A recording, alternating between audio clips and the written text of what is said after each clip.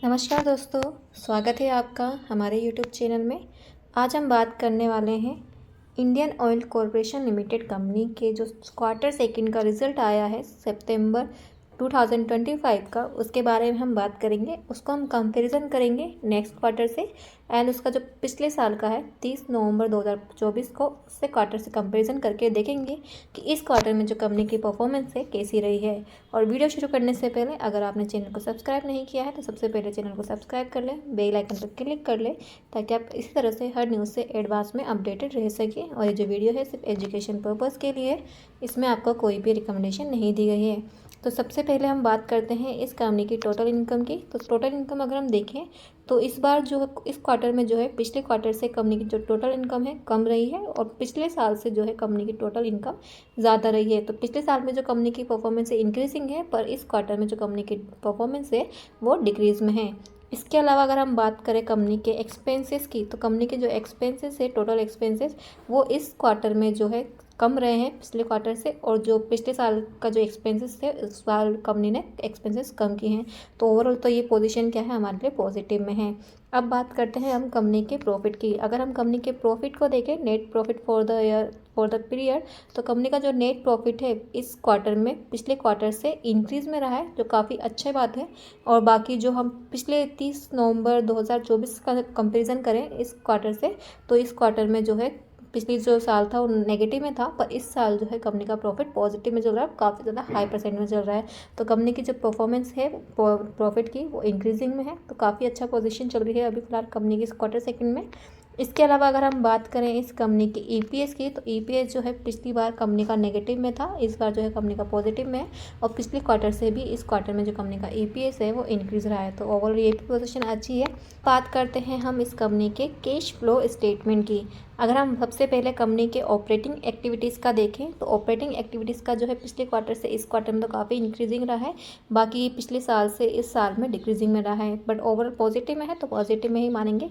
Net जो है investing, जो नेट कैश फ्लो जनरेट हुआ है फ्रॉम इन्वेस्टिंग एक्टिविटीज़, अगर उसकी बात करें तो पिछले क्वार्टर में नेगेटिव था 14,000 के आसपास का, इस क्वार्टर में भी नेगेटिव है, पर नेगेटिव जो है बढ़ गया है, तो हमारे थोड़ा सा नेगेटिव फैक्टर है। इसके अलावा अगर पिछले क्वार्टर से पिछले साल से हम इसका कंपेरिजन करें तो इस साल उसका कम है पिछले साल से, तो ये हमारे लिए थोड़ा सा पॉजिटिव फैक्टर है।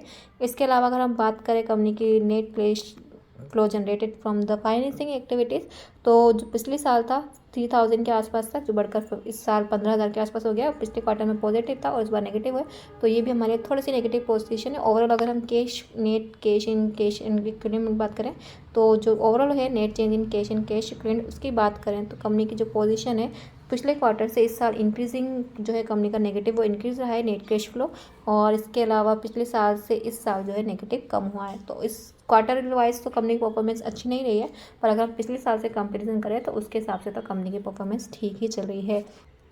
एंड अगर आप बात करें हम कंपनी के डेट टू इक्विटी रेशियो की, तो कंपनी का जो डेट टू इक्विटी रेशियो है इस बार 0.68 है, पिछली बार 0.65 था, तो थोड़ा सा इंक्रीज़ हुआ है, पर ज़्यादा परसेंट से इंक्रीज़ नहीं आया। पर अगर पिछले साल से हम कंपैरिजन करें तो पिछले साल के कंपैरिजन में जो कंपनी का इस साल जो डेट टू इक्विटी रेशियो है वो डिक्रीज़ में रहा है, तो ये हमारे लिए काफ़ी अच्छी परफॉर्मेंस है कंपनी की डेप्ट में, और यानी कि कंपनी का जो डेप्ट है पिछले साल से कम हुआ है। इसके अलावा अगर हम बात करें इस कंपनी के बात करते हैं ऑपरेटिंग मार्जिन की, तो कंपनी का जो ऑपरेटिंग मार्जिन है इस बार 6.17% है, पिछली बार सिर्फ 4.16% था, और पिछले साल तो सिर्फ 0.04% था। तो कंपनी ने जो अपनी परफॉर्मेंस है इस बार ऑपरेटिंग मार्जिन में काफ़ी अच्छी की है। और नेट प्रॉफिट मार्जिन की बात करें तो इस बार वो भी इस क्वार्टर में जो है पिछले क्वार्टर से इंक्रीजिंग में रहा है, और पिछले साल तो जो था नेगेटिव में था, पर इस बार इन्होंने ना ही पॉजिटिव में लेकर आए, पर फिर भी इंक्रीजिंग में रहा है 3.97% से।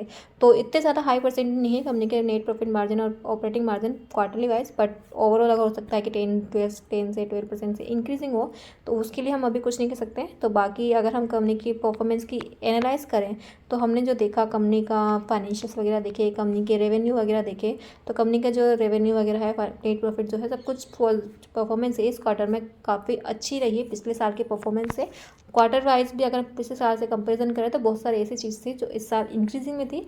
तो ओवरऑल अभी फ़िलहाल कंपनी की परफॉर्मेंस काफ़ी अच्छी चल रही है। तो बाकी हम जब जैसे ही कंपनी का नेक्स्ट क्वार्टर का रिजल्ट आएगा उसके हम अपडेशन लेकर आएंगे। और भी ऐसी कंपनियाँ हैं जो Q2 बड़ी बड़ी कंपनियाँ हैं जिसके बारे में बहुत सारे लोग जाना चाहते हैं कि इस बार कंपनी की फाइनेंशियल परफॉर्मेंस कैसी रही है, तो हम उन कंपनी के बारे में भी अपडेशन लेकर आने वाले हैं। Q2 का जो रिजल्ट है वो लेकर आने वाले हैं सितंबर 2025 का। तो उनसे अपडेटेड रहने के लिए क्या कीजिए, हमारे चैनल को अभी सब्सक्राइब कीजिए, बेल आइकन पर क्लिक कीजिए ताकि आप इसी तरह से हर न्यूज़ से एडवांस में अपडेटेड रह सके।